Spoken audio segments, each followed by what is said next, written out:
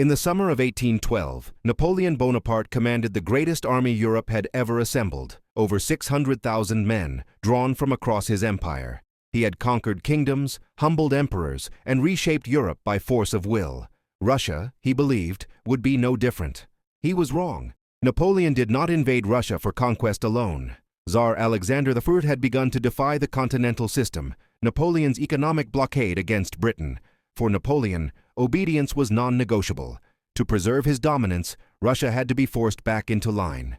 But Russia was not a state that fought by European rules. As the Grande Armée crossed the Niemen River, it marched into a vastness that swallowed certainty.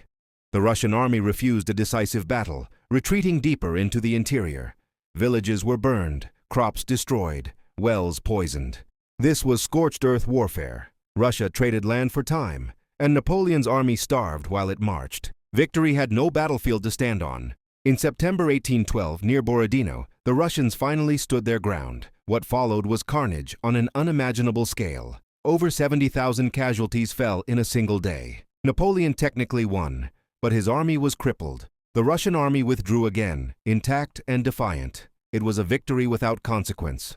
Napoleon captured the ground. Russia kept the war. Napoleon entered Moscow, expecting surrender. Instead, he found a city abandoned and soon engulfed in flames. Whether set by Russian patriots or chaos, the fires destroyed food and shelter.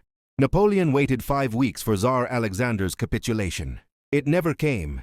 As temperatures plunged, Napoleon finally ordered retreat. Winter fell like a weapon. Soldiers froze at night. Horses died by the thousands. Starving men fought over frozen meat and bark. Cossack raids and Russian artillery turned retreat into massacre.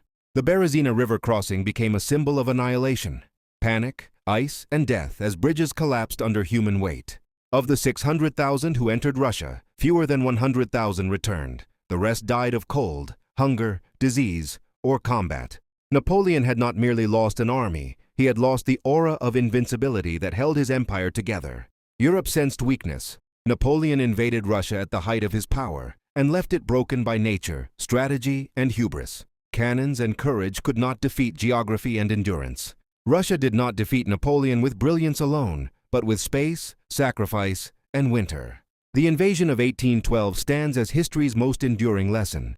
There are limits to conquest, and some nations win by refusing to lose.